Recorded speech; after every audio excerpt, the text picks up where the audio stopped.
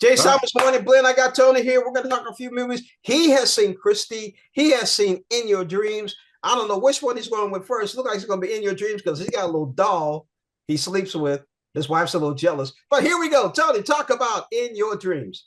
So, In Your Dreams is coming to Netflix here in 2 weeks, but now it'll be in theaters for 1 week only, starting this Friday. It's really a cute and charming twist on the story of dreams and nightmares, really, when it comes to youngsters. This is Baloney Tony. He will be a hot holiday item. It's voiced by Craig Robinson. It's a really fun voice cast. Unknown caller. Sorry about that.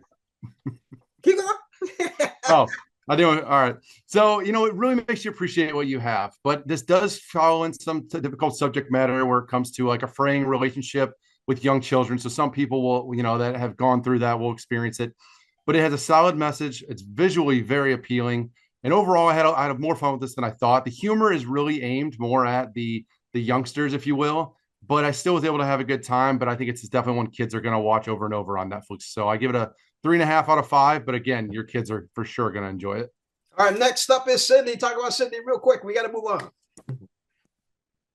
He's changing it. Where's the music at? All right, so Christy, totally different, films here back and forth. This is the story of Christy Martin, and I'll admittedly say I didn't really know much about her story because it happened when I was pretty young.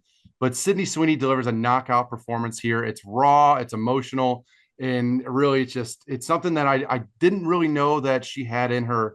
So I was really happy to see her bring this, and I hope that people do notice that performance. Ben Foster here is menacing as the overarching husband, but it goes into some really difficult subject matter with abuse and coercion, of course, substance abuse and the things of that nature. But it's energetic, it's intimate, it's traumatic. But what this film does that I really wish the Smashing Machine would have, because it does walk a few similar paths, is this one really does show you the darkness. It shows you the abuse. It shows you the terrible things that were happening in her life. Whereas some other films just are afraid to, they pull that punch. This one, by no means, it does. It shows it. So I give it a strong 3.5 to 4 out of 5. I'm gonna end on a 3.5. But it's one that most of you probably have no idea even exists and just look at it and kind of write it off. But her story is incredible, and Sydney does a great job here. And I really do hope people check this one out. All right, my turn. Here we go. Train Dreams. Train Dreams. It was a very interesting film. I really enjoyed it. We're talking about Joel Edgerton, Felicity Jones, Carrie Condon, William H. Macy. I almost didn't recognize him along with Will Patton. It was really very interesting to see both of these guys in the film. It actually deals with Joel's character. Robert Grenier lives all his years in the forest in the Pacific Northwest. Sounds familiar. Vancouver.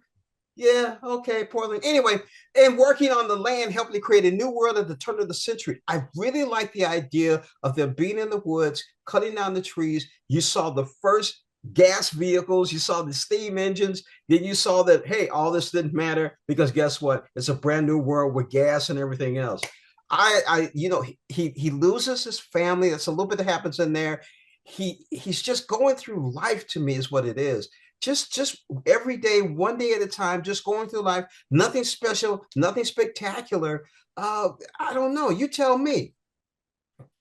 I mean, this is a moving exploration of grief on the American frontier, and it packs a heavy just burden, and it's really emotional for parents as well as people who don't have kids.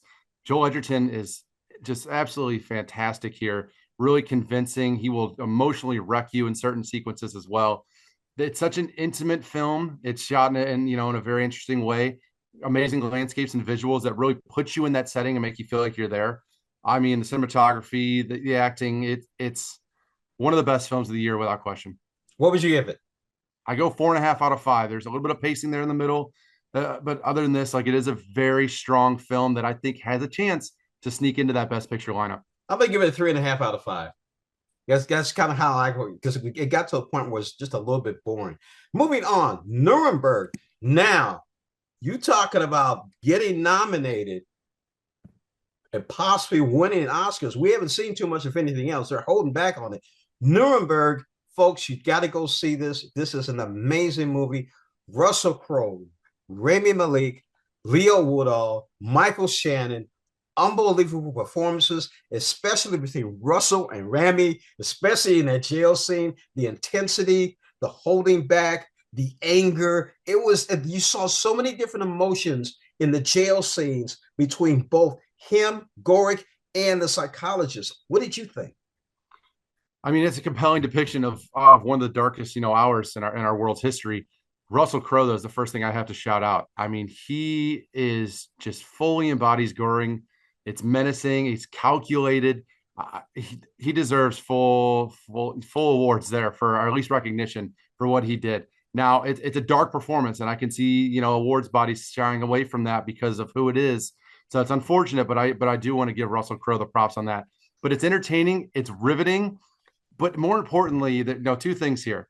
It honors those that were affected by this, whether they were Yes, victims I would agree involved with in you any on that, capacity, definitely, whatever. So I did really especially with appreciate some that. scenes. Yeah, Yeah. But really it serves as a warning yeah. for history to not repeat itself. So whatever you want to see politically out of this, like there are political ties in this film, but it really does serve as a warning as well. But I'd really hope people see this one. I learned a lot about the Nuremberg trials themselves. I thought in history class it's kind of skated over, Mhm. but I did learn quite a bit here. You got to figure, told you, sitting here laughing because you said Hollywood's being overlooked. No, they aren't. Hollywood has thrown a big punch in the belly of you know who. That's exactly what they're doing. They're saying, guys, that's not history repeat itself. We can't let that happen because for me, it's perpetuating what's actually going on today. It's almost feeling like 1937, 38 today, and it's 2025. You're right. It's a very dark film. Late folks, we got to warn you, there are some scenes in there that will really affect you. So be careful with it because they actually show World War II footage of the troops going into the camps after the Germans have deserted and the Jews are there. All right, I'm going to give it definitely 4.5 out of 5. What do you give it? I'm a little bit lower, 4 out of 5. Still a very strong film and should be seen. The reasons for the 4.5, I can see both sides of it, but bring a tissue because when you see those scenes, you're seeing the real life footage that Yeah. was shot, and it will affect everybody. I can tell you now, folks, I heard Tony sniffling over there. So that's it. That's it for today. Go to the movies, see everything on the big screen. You're going to see Netflix on the big screen. And then for the second or third time, go see it on the small screen. We will see you next week. Have a great weekend. You have a great, when are you leaving?